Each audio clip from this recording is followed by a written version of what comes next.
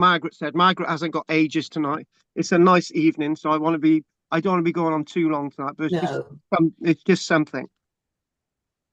So I'm gonna oh God, what am I gonna do? I'm gonna send a text to Judith. Judith, I'm doing Oh, Cad Judith, right. Yeah. yeah, most people could have made it last night and Tuesday. So Did you get through to David? oh my God, yeah. He actually answered the phone, did Mm. he? Well, actually, to avoid all the crap I've had in the past, right, the first person, the most important person on the list ever was David. So actually, I phoned David. He wasn't there, so I thought, "Oh God!" I phoned Andy, and then I phoned Anne, and then I got through to David, Right. and then I got everybody else. Richard. Hello, Richard. I thought Anne and I were the Hello, most important people on your Margaret. list. Hello, Anne. Right. So let's see if there's anybody got any news. Richard, No, nothing from me. Margaret. Now, do you know we were doing Danebury last week? Do you remember? Yeah, yeah. And there were lots of young men all chopped up into pieces with their heads chopped off and their arms and legs. And it was only men, not women. Yeah. Oh, young men. Yeah. I got to thinking, I was thinking about it. I was mulling over why. And I thought they thought there was an afterlife. So do you think they had their limbs chopped off so they couldn't go into the afterlife and they couldn't see anything? So they chopped their heads off. Would that have been a reason why, do you think? I'm going to go with the other. I'm going to go with the other concept. If you disarticulate the body then can be rearticulated into a higher form. Because if say for example, right, there's an aspect to this. When you look at Sutton Hoo, the ship burial at Sutton Hoo, most of the artifacts at Sutton Hoo are broken, right? Mm. But this is like a very rich grave. It might be associated with Raedwald, a Swedish king from 640. But his stuff was broken, right? Now, there's a point to that. Why would you bury a king with broken artifacts? Well, a golden broken artifacts at that, and you're thinking, and silver and all the rest of it. And you're thinking, well, maybe this association with recreation in the afterlife, Mm. reforging. Yeah, I'm on a flow a minute. It's like that idea of Wayland Smithy, the Iron Age German Wayland Smithy, where Wayland, the Iron Age god, would reforge the sword or reforge existence. And I think that's a very important point. And if you look at if you follow the books of J.R.R. Tolkien and you think about the Lord of the Rings and the broken sword, and the sword is reforged, that is something that J.R.R. Tolkien has researched, and that idea of reforging the sword goes directly into what we're just saying about the broken limbs of the individuals and Sutton Hoo, which so then you're thinking about the disarticulation of bodies, and there's a close association with the disarticulation of bodies in my view when you look at the prehistoric assemblage with things being placed in water systems. So, for Mm. example, you might look at the likes of Flag Fen, where Francis Pryor might talk about the breaking of objects deliberately to be placed into the water systems around Flag Fen. And that could be very much associated. That could be very, very much associated with what we're saying here with the broken limbs, the breaking of bones to recreate something very new. Now, I know this is a metaphor, but I don't know if you've ever seen. I used to be a great fan of Star Trek, and one of the early episodes of Star Trek was where Captain Kirk, as what happens, Captain Kirk is beamed to a planet. You know, the Oh. superior, the officer is beamed to the planet. Mm. And he's going to be captured naturally, and he was captured, and he was placed. He was given a subject to have a relationship with, And as they started sorting things out, the people who were keeping Captain Kirk in a zoo with the subject that he was with, the subject had been badly wounded and damaged, and the people on the planet had tried to recreate what a human looked like, from bits of limbs and so on. And when, no, on a serious note, that if you want to get a calibration of what we're talking about, think something like that. Mm. Yeah. Yeah. Go right. If that helps you, Margaret. Yeah. Anne, anything you want to say, Anne, whilst I let Fat Thing out? Oh, I just nothing really, but I just was watching we always watch I've forgotten his name now, but he goes around Britain, all over the world on a train. Portillo. Oh, we love Portillo. Oh, isn't he butch? He was in Suffolk. Oh, I don't know if it was Suffolk. Has he been in Turkey? And he was looking at these beautiful cows, cattle, and they were Suffolk Reds, and they were beautiful. I mean, I would, if I saw them, I would have thought, oh, they're just Hereford, but of course Hereford usually got white. What's that cow on? What's that cow behind you? Oh, that's a Derbyshire, Frisian calf. And it's just, they are a breed, and I didn't realize we had our own breeds like that, because we must have. Who was that comedian that used to say silly old moo? Silly old moo. Oh, silly old moo. It wasn't Derek Jameson, was it? Derek Jameson, morning. No, it wasn't him. No. Silly old moo. Oh, wasn't that the one? Larry Grayson. Alf Garnett. Oh, it was Alf Garnett. Garnett. Yeah, silly old moo. Silly old moo. Was it? Used to say that, call his wife a silly old moo. Wouldn't be allowed. You sure it was Alf Garnett? That was terrible, that program. You silly old moo. Right, anyway, so, right, we haven't got too long tonight, so stop talking about bloody cows. Not a cow, but Pat. Hello there. Sorry, I'm late. No news. Sorry, I'm finishing my dinner. So, right, that's okay. So I think the plan tonight is we'll go as long as we can, and then some of you want to leave early, and so what we're going to do, we're going to, when I say early, at 8 o'clock finish would be good. Just a nice little bit of archaeology this week, so we've got something to talk about next week. So that means that you guys, if you've got any thoughts from this week, you can share it with everybody for next week. That's good. This is why Cadbury Castle was something that I would have liked to have done with everybody else, but next week we could do Queen Carter Mantua, and I thought, right, I'm not doing Queen Carter Mantua, which is quite a big figure when we're looking at the Iron Age. So there we go. So let's go on share. Sunny and share, Anne, do you get that? Sunny, oh, forget it. Yeah. I got you, babe. I got you, babe. I got you, babe. Yeah. Right, okay. Oh, do you know? Can I share a little bit of a story? If I can find it.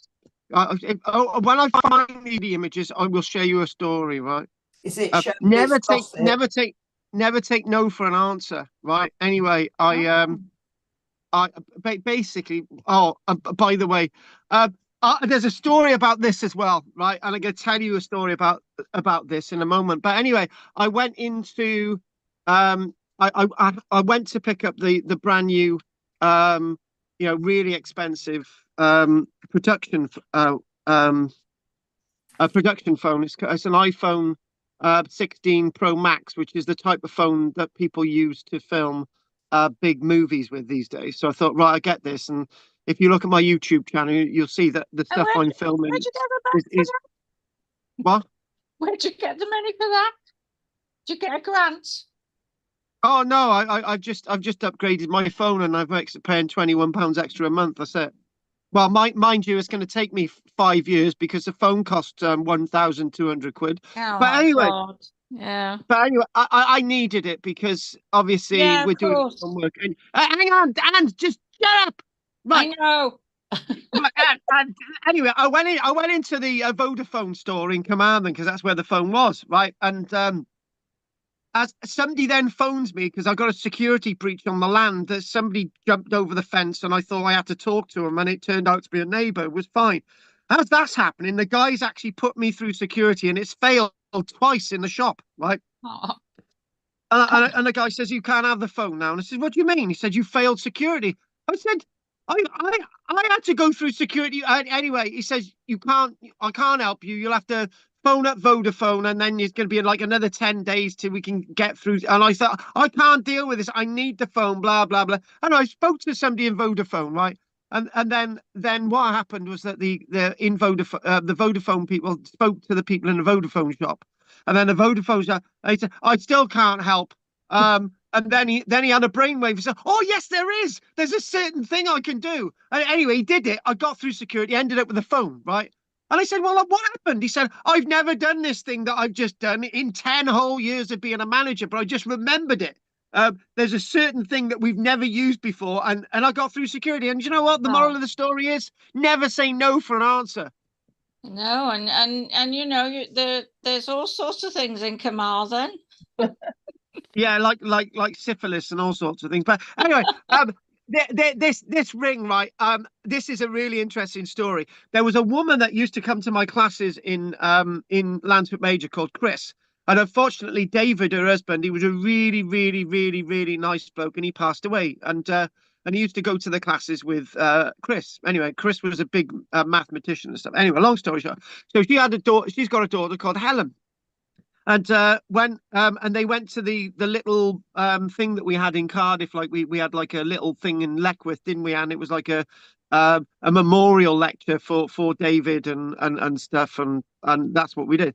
And she went along to that apparently. Anyway, she said she apparently, right, she's she's kept this ring with her in her bag, right, for the past 10 years, hoping to bump into me on an acting set somewhere. And Oh, he saw me on Tuesday, and he thought, "Oh my God, this is the first day that I've not got the ring with me, right? It is in 10 oh, years now." She comes in the next day on Wednesday. She said, "Oh my God, look at this ring. Identify it. It's amazing. I'm so pleased to see you again, blah, blah, blah. And I'll give you love to mum and stuff." Anyway, I identified this ring, and it turned out to be a toe ring from about 1970. And those four things oh, in there, right, are little diamonds. And I think there's a little diamond either end as well. But this is a little toe oh. ring. It's only 55 years old. But nevertheless, there you go. Yeah, Anyway, and that's yeah. yeah, there we go, church. I thought I'd add that. That's my story for the week. Anyway, so what we're going to do, Cadbury Castle. Judith says, "Is this a place of no, Cadbury chocolate?" I no, it's not the thing of Cadbury chocolate at all. But anyway, I don't know if any of you know Cadbury Castle, but I do believe on one occasion, I think this was before your time, Anne, we had a little trip down this way, and we actually went to Cadbury Castle. I think, I'm not sure. It was like on the way back from somewhere. We only spent like an hour there. I was on that trip, but I didn't Were go you? with you. Yeah, I went. We went to Tintagel, and Yeah. on our way back, you said you're going to stop at Cadbury Castle. I know we stopped at, on the way down, we stopped at where the Civil War was. Oh, that was great, wasn't it? The Sedgemoor, the Battle of Sedgemoor in 1688, I think. Yeah, it was great. Loved it. You and Bill and a few others that went, probably Yeah, in that's right. Park or something. That's right. And Anyway, Anne, right, yeah, crack on. Cadbury Castle is South Cadbury in the good Somerset. old place of Somerset. Right now, the one wonderful thing about Cadbury, right, is not. To be honest with you, I've not really done my research today. In the sense that I've no idea if this has got anything to do with Cadbury's chocolate. It's unlikely it is, right? Mm, But yeah. the one thing about all of this is that the one thing about all of this is I just thought, right, there are a few mysteries with this which people would be interested in. It's just not just Iron Age. There's a bit more to it, and I thought, right, let's give it a bit more flavour. And seeing as this like an odd evening where we're just dabbling into something tonight, I thought that would be absolutely brilliant. So there's the entranceway. You can see the nice little entranceway is really clear. No arguments over that. That's the entranceway. It's a multi-valet hill fort, Iron Age bank and ditched enclosure. The area, amazingly enough, it looks bigger. No. It looks smaller than it is. It's in fact a whopping 18 acres, right? So the scale is quite misleading. It is actually pretty, mind my French, frigging big. It's when you think about Maiden Castle, was it 50 acres? Well, this is 18 acres. So this is a third the size, mathematically. They're about the third the size of Maiden Castle. What? You can see it in the distance of about. Yes, you can.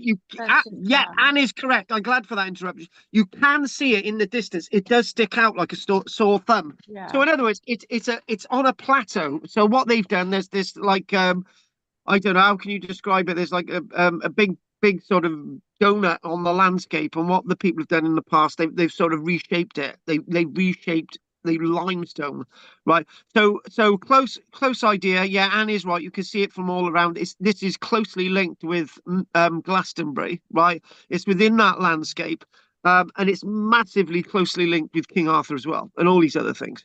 So that's what I wanted to put in. So the other interesting thing is this site is closely linked to the archaeologist Harold St. George Gray, who's also Harold St. George Gray is the guy who's excavated in lots of places in late 1800s, 1900s, but it's also the guy, Harold St. George Gray, is the one who's excavating at the Glastonbury Lake Village and the Mere Lake Village as well. There's another chap who's excavating here called James Bennett. Now, there's a link with this site with South Wales, because it was examined by Leslie Alcock. Now, Leslie Alcock was the archaeologist who actually excavated Dinas Powys. So there's a link between this site, not only in Glastonbury, but there's a link with Dinas Powys, where the types of artifacts actually found here, like early medieval artifacts, not medieval not medieval or not Iron Age, but early medieval artifacts from like the 500-600s. Leslie Alcock's excavating here. He's also excavating at Dinas Powys, and there's the link. The other link is that Dinas Powys site and this site, there's both Iron Age stuff there as well. The differences between Dinas Powys is that the banks and ditches at Dinas Powys are not Iron Age. They're actually early medieval 500s. 400 or 500, but the banks and ditches here are actually Iron Age. There's the clear difference, right? So like many of these Iron Age sites, they don't just sort of toss into the wind in the Iron Age and there it is. There's an origin story. There's a Neolithic origin story. So very, very important with that, with thinking about this site. There's a link, right? So to Maiden Castle, and then there's a link to Stanwick up north. So Maiden Castle and Dorset, there's a link down with this side up with Stanwick, wherein there's a Roman story associated with it. And the Roman story is that, was this besieged by the Romans? The likelihood is no, but there's a Roman story with it. I've got my apostrophes in the air with both fingers. There's a Roman story with it. Whether it's a genuine story where the Romans besieged the site, which is really unlikely, but there is a story with it, right? And there's another link between Dinas Powys and this site, that this site seemingly abandoned sometime in the 50s, 60s year AD. Right, whereas that happens to Dinas Powys for different reasons. They're both abandoned for different reasons, right? But both sites slowly start to come into reuse in the 400s, Dinas Powys and Cadbury, and then that sort of timeline is similar when we look at Glastonbury. So you can tell I'm my mind is pinging here. So the point is that what we've then got is that this is then linked with Athelney, right? This is linked with Athelney because Athelney is not too far away. So this is linked with Athelney, which is the place. I got to remember my dates, which is in the 80s. Hang on, I've got my dates right there, and I got to look that one up. Linked with Alfred the Great. I just gotta get that a minute. I'm trying to get this in my mind. So this is a 770s or 780s. I just gotta or am I 870s or 880s? I just gotta get my date right there. Oh, I'm 100 years out, and yeah, it's the 870s. 100 years out, sadly. So Alfred the Great is linked with Athelney, and this site could be linked with Alfred the Great because both Athelney and Cadbury, and they're not too far distant. I should have had a map to link all these in, but my head's just flowing. So there was actually a Saxon mint here, right? As there would have been metalworking and Saxon mintage at Athelney, all linked with the likes of Alfred the Great. So, so what we've got there, we've got all of these places, and all of these places have there's seemingly links. There's more clearer links. You know, when I'm talking about this, you can clearly see I'm linking all these things together. Where when I'm usually looking at this type of archaeology, where I'm talking about, say, I might talk about Maiden Castle. Where does Maiden Castle link with, for example, Danebury? Well, we can think, well, there is a sort of link, but it's not as clear a link as I'm linking with all these other sites. There is no link between this site and Danebury, right? Because obviously it's quite some miles away. However, when the interesting thing about this site, if what we're going to do, we're just going to quickly show. There it is. Now, the link with this is that, like Dinas Powys, like Cadbury, like Tintagel, right? There's evidence of activity, King Arthurian activity from the late 400s, 500s. Evidence of various buildings at the site have been unearthed, including a great hall. You could say a hall's been unearthed at, for example, Tintagel. A hall's been unearthed, for example, Dinas Powys. But this is not the Iron Age context. This is in the 600s. So we're talking about 1,500 years ago. So the rectangular and square buildings that you're seeing there are not Iron Age, right? Which is disappointing because I've been talking about Danebury, and we've been talking about this sort of idea of vicuses. We've been not the vicuses. We've been talking about oppidums. We've been talking about centres of settlement and urbanization in the Iron Age, right? But they're saying as well, this is rather interesting, really interesting point, that what we've got at this site is that in the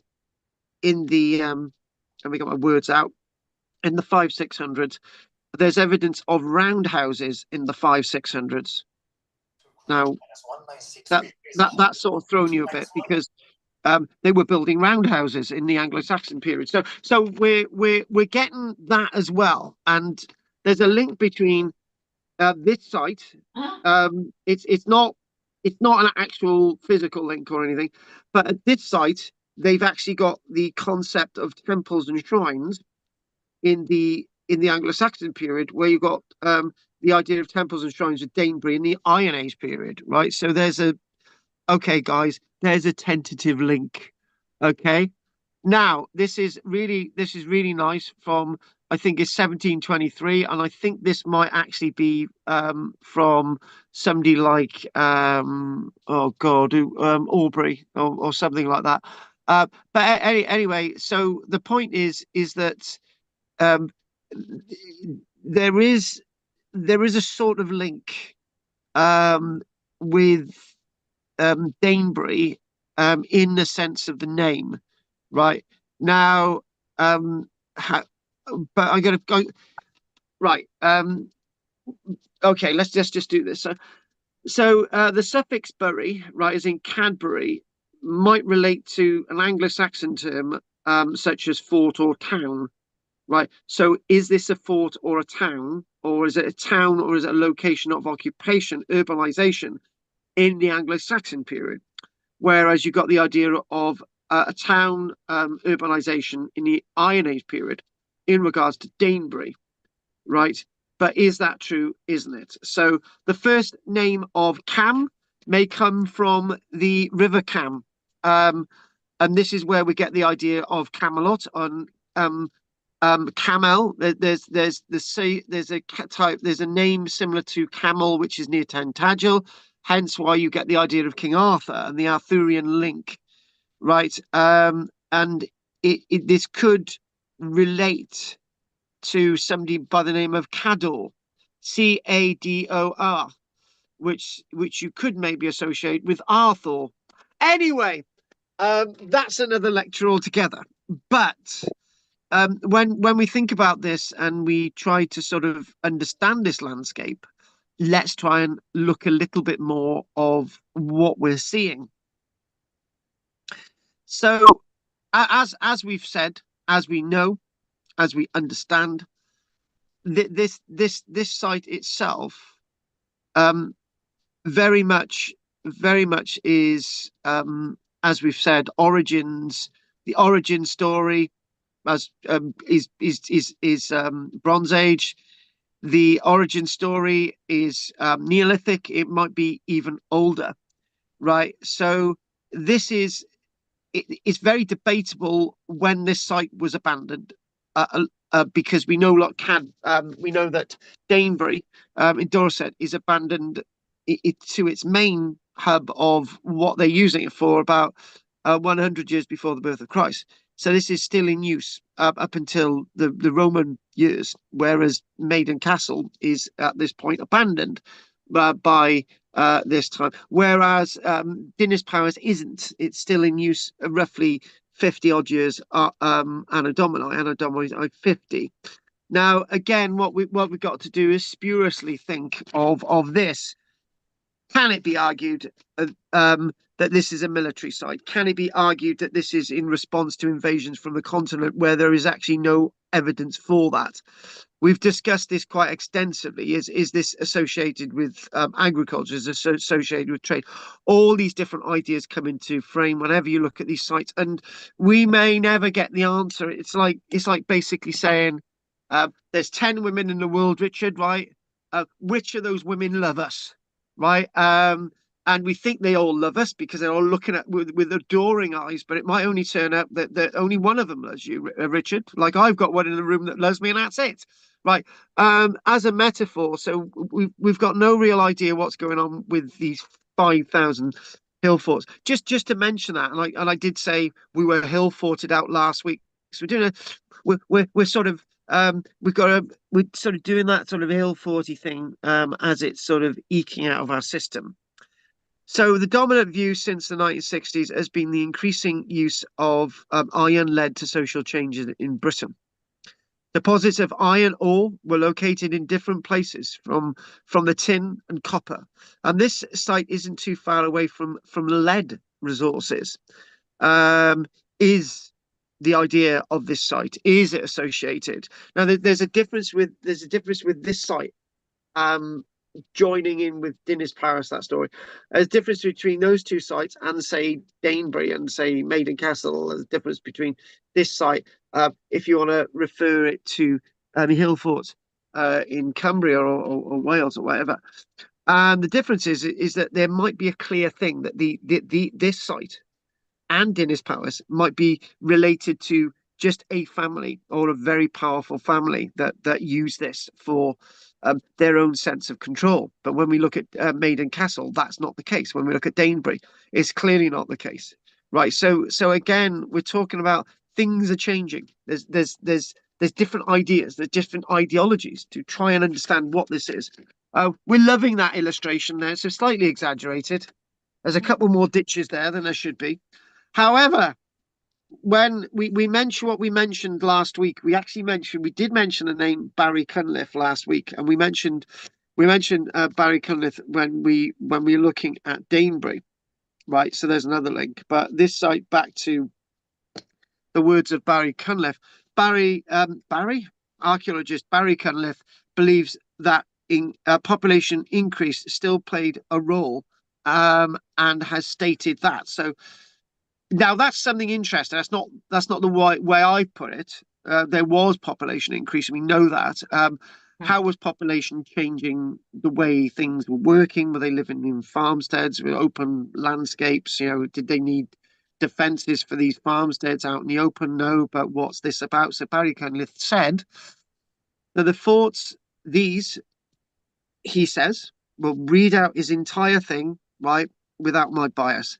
So the forts provided defensive possibilities for the community at those times when the stress of an increasing population burst out into open warfare.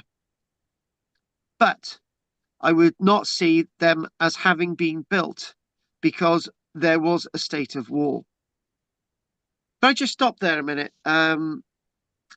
He's got a very good point, because you can't build something like this if you're being attacked every day, right? You're not going to be able to do it. It's just, so he's very right there. And you know, this whole thing that this idea of open warfare, we just discussed that with Danebury last week.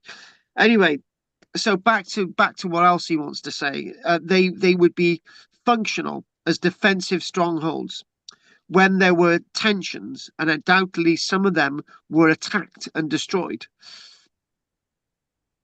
But this was not the only or even the most significant factor in their construction. So he agrees with everything I've said, except he may have mentioned that, you know, these being destroyed and attacked and so on, and how much of that is there. But I wanted to read all that out to you to sort of give you an idea. There's a great signs on site, you know, talking about Cadbury, the Iron Age. It says Iron Age town. There you go. On the notice board, it refers to this as an Iron Age town. There it is on the map in Somerset. Well, it's near Glastonbury as well. That's another. It seems very connected in a way, but like you and Anne, we're very connected, aren't we? So there you go. yeah. Cheers, Anne. Cheers, Anne. So again, with this image, we'll go back and have a look at those. So Cadbury Castle is located 5 miles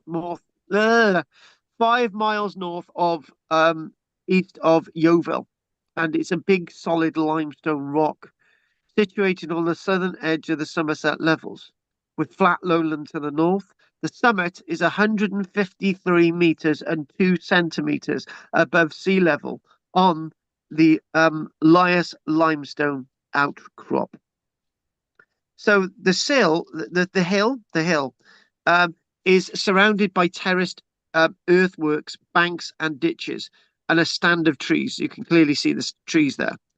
On the northwest and south sides, there are 4 ramparts. So if we discover what's being shown on that, there's a couple more than just 4 ramparts there. So slightly exaggeration from 1723, but not too much. It looks pretty good. But you can clearly see there's not as many trees there as there is today, right? And this sort of area of 18 acres. And the bank, right? The inner, I really can't work this out, but it's because this doesn't make sense, because I know the one at Maiden Castle is about 1.6 kilometers, right? And the Maiden Castle is 3 times bigger than this. It says that the inner bank there is 1.2 kilometers long. I don't know how they're guesstimating that, but it's, you know, a plateau. So what we've got, there has been lots of things written about this site, and there's lots of research, and this is what you used to be able to see on maps. You know, there is something interesting about this. It's got water. It's got a spring there, and in the bottom corner there, it's got Queen Anne's wishing well, and it's got King Arthur's well. So basically, in the bankage, it's actually got wells. Most of these sites don't have any wells in any way, shape, or form. There's no sign of any water at these sites. So again, that's what Anne's talking about, from the distance. From a distance. So there we go. You can see that from a distance. And also, this is actually a shield. Oh. So yeah, it's those little lights looking into it. So again, when they were excavating here, they come across lots of pottery, Neolithic pottery and flints. That's how they know it had been actually occupied before. Now, when they and then they see the site as actually being very agricultural. It's an agricultural settlement on like a hillock. Bones recovered from the site have been radiocarbon dated, so we know the earliest radiocarbon dates from this site are 5,500 years ago. And what they can understand is that if we look, that stuff there is likely to be evidence of ploughing through the prehistoric period. And so what we've got is, again, this site does see a Bronze Age use, and its finds included from this are actually evidence of shields like this. So this is these shields themselves, evidence of shield. This is actually a bronze shield, and this is similar to one that was actually found in Ireland, known as the Yetholm type shield. So that is sort of a pseudo circular shield, which has obviously got signs of damage. That's why that's shaped, but it is a bronze shield, a Bronze Age shield. So again, we've got a shield at the site which is predating the Iron Age, dating somewhere in a region of 3,300 years ago. And what they've got at a very early stage, they've got metal working at the site, and obviously the metalworking, bronze metalworking, copper metalworking. They've got evidence the Bronze Age metalworking, then Iron Age metalworking on the site, and then you start thinking about Athelney, don't you? Which isn't too far away. So going back to understanding this, and that is actually a door. That's how they reckon. This is how they think the gateway at Cadbury looked like. This is how they think the door at Cadbury was. How they worked that one out, I don't actually have the foggiest. However, yeah, back to that. Well, it was Stukely, not Aubrey.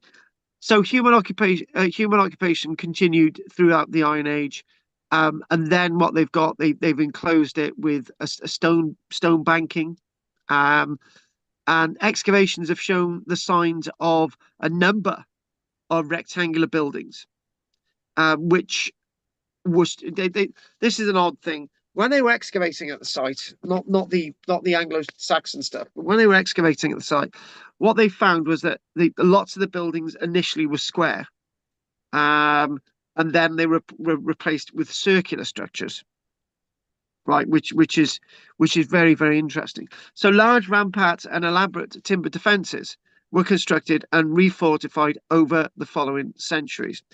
Excavation revealed round and rectangular house foundations, metalworking, and a possible shrine. And this is all looking at the likes of the Anglo-Saxon period, but they might be talking about some of these shrines and temples actually dating a little bit earlier.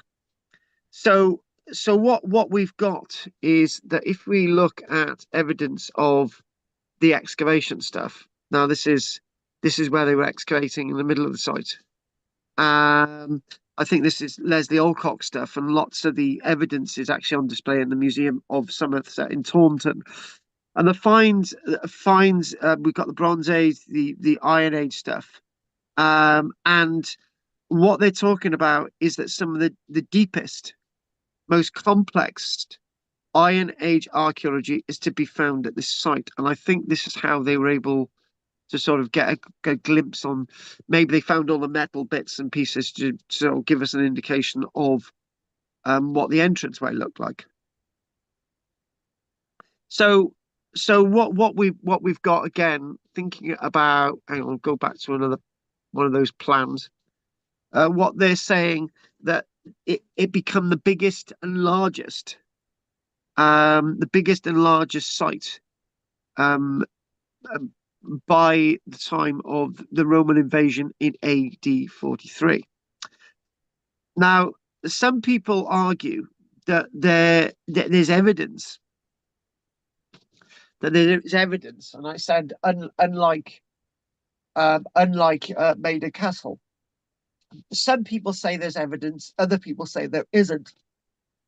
But the people who say that there's evidence that this site may have actually been taken in a very, very violent way, and what we've got is that if we go the entranceway there, they're talking about that when they excavated the southwest gate of the entranceway, there's evidence that the entranceway had been set alight a number of times, and they say one of the times it was actually been set alight was roughly around AD 43, which is not a rough date at all. It sounds quite precise. But some people argue that that is a sign that the site was besieged. Other people say it wasn't. Maybe we might never know. But the site, go on. Would it have been the Romans? No, not too early, is it? Well, no, AD 43, it is the time of the Romans, for example. But if we yeah, that's the point. It would have been AD 43. So if we go to there now, let's just go. I'm going to type in, I didn't have an image of this, but I think it would be Cadbury Castle entrance excavations. You never know. Excavations. Hang on a minute, if I can. And after this, I've got to feed my sheeps. Feed my lambs. Feed my lambs. Right, hang on a minute. Oh, look at that. Hang on, we've got the LiDAR there. Well, we got the LiDAR image. These are all the LiDAR images. High resolution LiDAR images. They're sort of showing out the showing out the ditches quite clearly, Yeah. This is quite clear. However, you can look at that in your own time. And look at that there. How that is sort of a 3D LiDAR sort of where they take the photographs and then the photographs you ignore the trees and stuff. So that's what we're talking about. But I want to show you to see if there was an image of the archaeological excavations, the entranceway.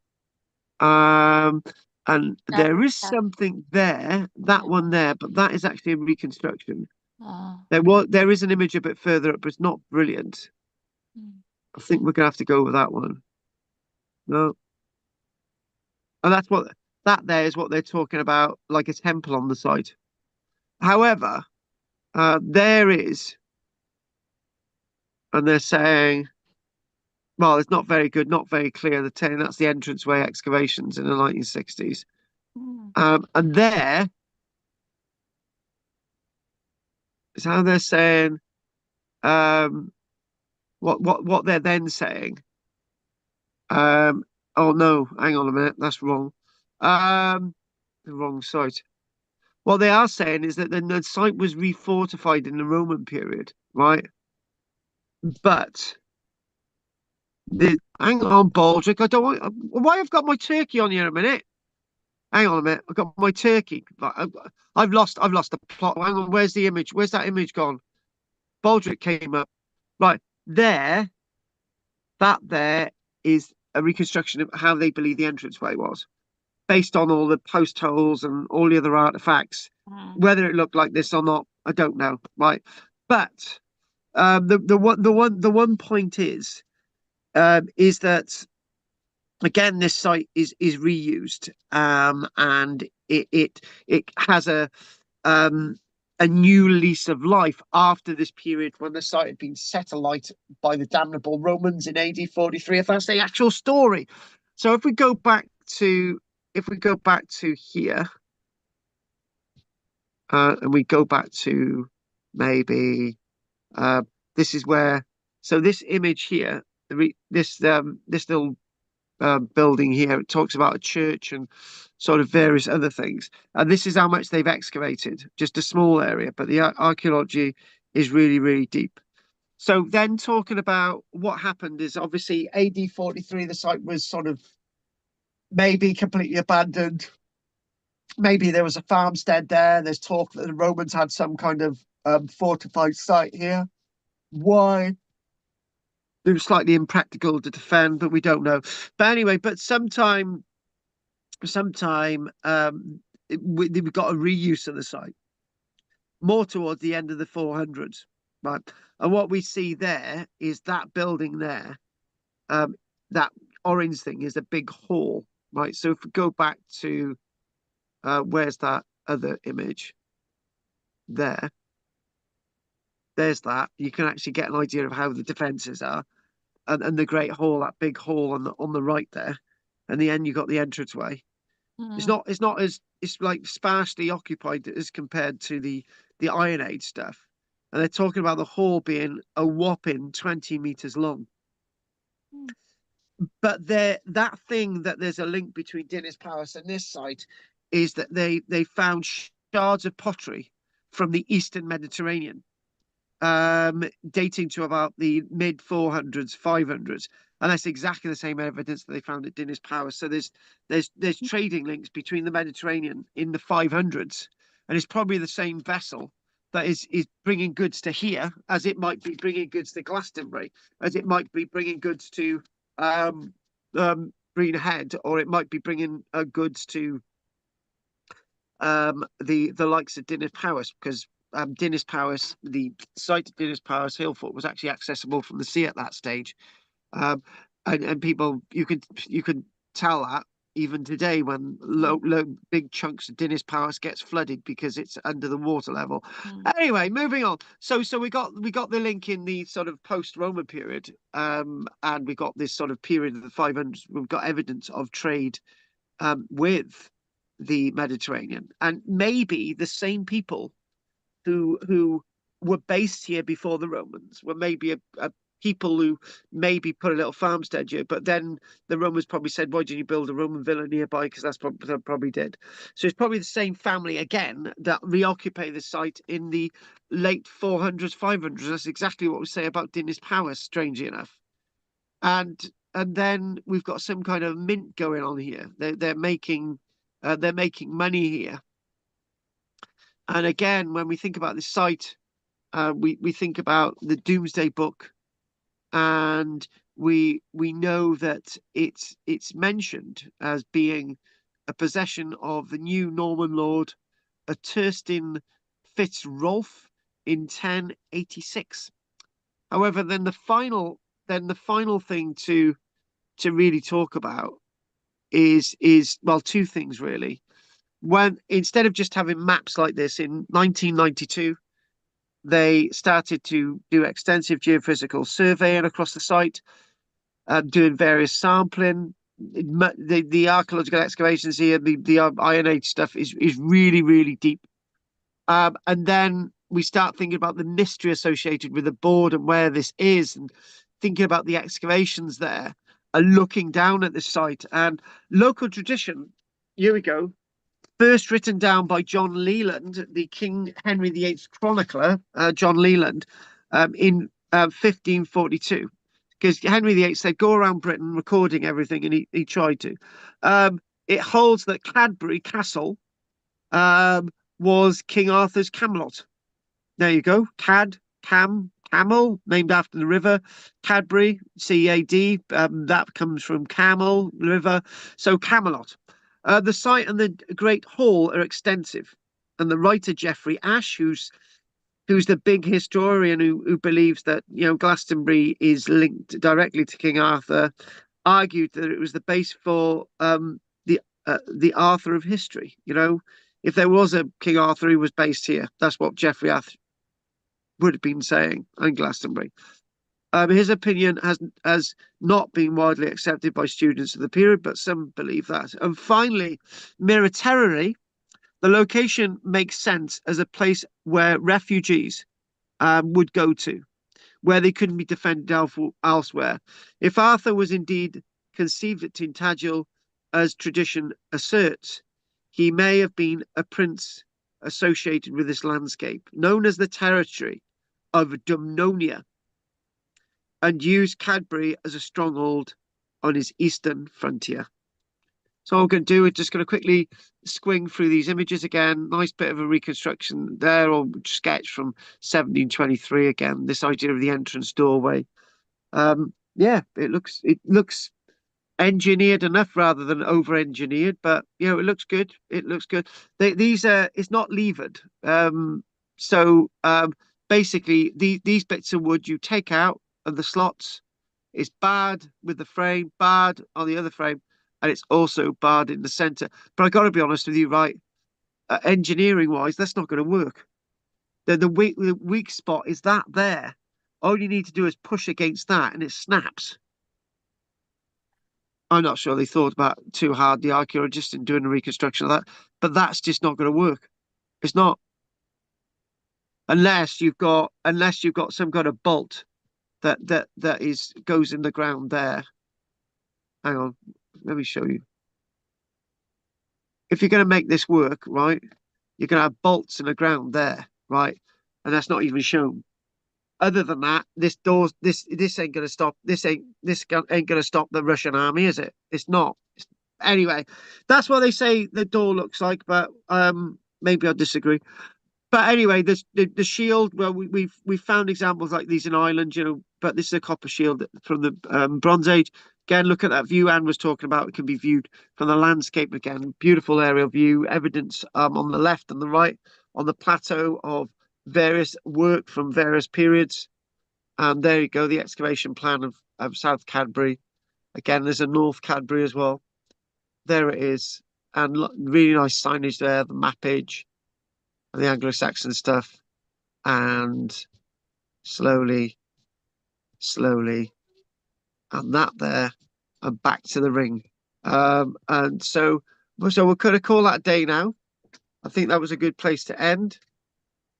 So let's see if there's any questions. That was nice and concise. So anyone got anything they would like to say? Anne?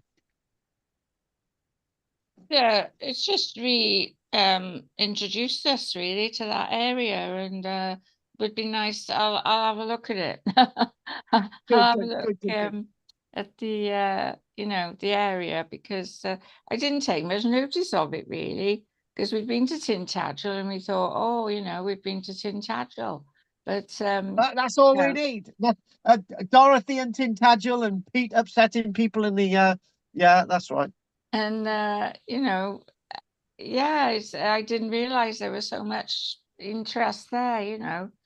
There we are, but I'll look at it, in the book. In the books, in dispatches, right? Thank you for that, Anne. Right, Thank Richard. you. No, very interesting site. I like that. Interesting bite. I like that. Yeah, the bite of Site. history. I like that. Interesting site. Site. I thought you said Yeah. bite. I thought you meant bite as in a bite of Bite. history. Right. Bite. Site. Yeah, very good. Good. So okay, right. Anything else? Anne, what? What are you asking? What are you asking your cat for? I'm asking that person over there. What about you, Margaret? No one over there. I don't know. Margaret. No, sorry. Anne, shut up, Margaret.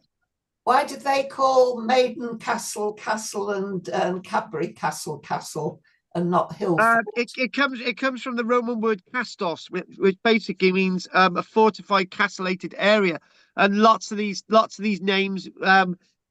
It's like a pseudonym for like a defended area, and they used to think castos as in a Roman name, like Castor or Chester, and they used to think that these were Roman sites. So this is where that comes from. Okay. You know that this reference to King Arthur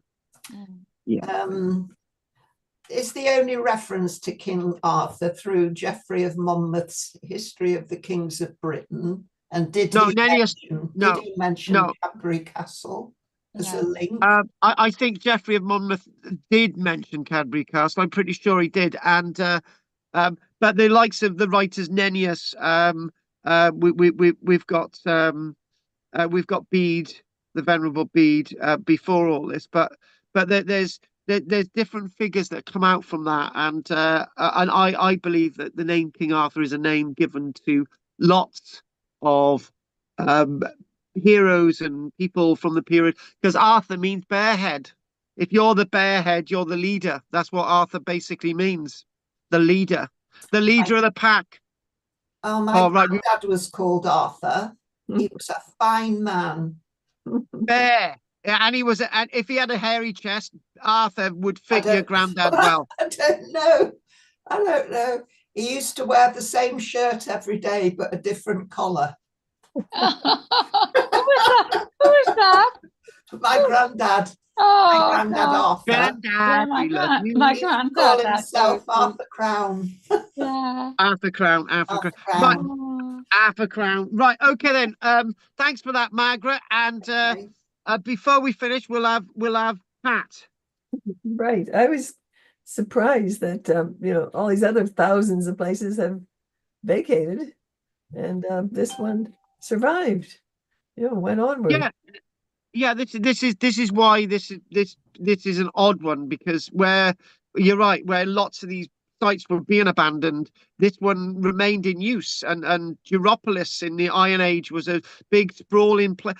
That's the point. Europolis in Dorset again. Is a site that's sprawling, right? But that's not really got banks and ditches around it, and that's not based in a hill fort, right? Caliver Atrabatum is very similar. That's not based in a hill fort, but this one remained in use. And then you start thinking, well, Cadbury, whereas Danebury didn't, right? And you're thinking, why is Cadbury still? And it goes into what I've said loads of times. There's no answer to any of these hill forts because they're all used for different things, right? If it's the same as going, it's right. You've got 10 people standing outside Tesco's. Why are you going into Tesco's? Oh, well, there's a post office in Tesco's. I'm getting stamps. Why are you going into Tesco's? Well, I'm gonna go into Tesco's and I'm gonna get some medicine. Why are you going to Tesco's? I'm gonna go in to buy a coffee. So there's no actual reason that not every single person's got the same reason for going to Tesco's. But if you're going into a butcher, you're gonna buy meat. You could buy cheese and vegetarians things in a butcher's now. Don't even go there, right? That's it. Yeah, that's really odd. So there's no real answers and there's no real end date. And it's rather interesting. And when you look at the likes of Orkney and Shetland, they're building brocks rather than building hill forts and things, so they're doing something different. Well, I mean, the thing about Cadbury is that it is, on a very flat plane, and so it's going to be significant, isn't it? And it sticks out. But there is the other thing. It stands out. Why do we do something with it? And then one final thing, right? This is really interesting, right? I'll share this with you. If you're ever passing up towards oh God, I gotta get this right. I'm gonna get this wrong. When you come off the motorway at the Bosch roundabout and you head from the valley there, and you've got Llantrison on your right. As Llantrison is coming up on your right, and you've got the traffic lights, you look over and there's two hillocks. There's the hillock with the church on and the castle, and there's another hillock alongside it, which is taller and higher than the other one. And you're thinking, why has that never been used? It probably has, but nobody's really looked at it. So you've got to keep looking for things. Yeah. Right. Yeah. Anyone else got to say now, because I want to feed my sheep. No, that's great. Thank you. Thank you. Thank you. Right. So Pat, anything you want to say, Pat, before we finish? No, that's it. What about you, Margaret, Richard? No. How come Right, they've okay, got overgrown with grass and brambles? Is it English Heritage or National Trust that look after them and keep them Well, tidy? one thing, if they got overgrown and covered in brambles, it's probably to stop metal detect enthusiasts digging these things up and causing untold damage. So yes, just because they're overgrown, that might be protecting the archaeological site from treasure seekers. So Okay. Right, okay then. Oh, then again, the brambles could be causing damage. But then again, there's different reasons why these people do these things, like the National Trust, Cadw, and so on, and Scottish Heritage. Right, okay then. If there's nothing else that anyone wants to say, we'll be back as normal next Tuesday and next Wednesday, 7 o'clock. And I really appreciate you coming on for this shorter class. Thank you very much for putting up with me. And Margaret, Anne, Richard, and Pat, I will see you all next week. Thank you very much. Thank Okay, you. bye. Bye. Bye. everyone. Bye. Bye, Anne. Bye-bye. Night, guys. Bye. Night, Say guys. hello Night, to the night. sheep. Yeah. Say hello to the Night, sheep. guys. I will. I'll give you a love to the sheep. My sheeps. Night, night. Bye. Night. Right. Thank you very much for watching. I got to do a vlog now. I got to get out with the new device. Look at that. Look at that. It's even got. You can't see the lenses because you have the screen back and forth. So there we go. That's it. That's it. That's it. Okay. Right. Okay. So we're going to call that a day. And thank you very much for your continued support. And somebody asked, Walter Wibble Wobble, he says, any chance you have a live coming up on the production channel? Would like to know the latest on wildfire outbreak. I tell you what, Walter Wibble, I will give you a nice reveal. In maybe I might do a live tomorrow. It's going to be a very interesting live in the sense that it's going to be, if I do a live tomorrow, it'll just be me. I'll just be telling you about what we're doing. For filming, we got some new crew members. We got new camera people. We got the new camera here as well. We've had a bit of funding chucked our way for the next production. £500 donation for the next filming of Wildfire Outbreak. So that is absolutely great. It's good. It's good. We've got somebody that was very pleased with something I did last week, and they thought, right, you've done that now, and I'll give you some money. So we got some funding, £500. So that's absolutely brilliant. So I'll tell you all about that tomorrow. So yeah, and we'll go from there. So that's it. I'm gonna say good night. Diolch yn fawr i chi. Gwelwch chi eto. I've got to feed the sheep. Sheep, sheep, sheep. No, no. Eeny, meeny, miny, mo. Catch an Englishman by his toe. If he squeals, let him go. Eeny, meeny, miny, mo. One window, two windows, three windows, four windows, five windows, six windows, seven windows, eight windows, 9 windows, 10 windows.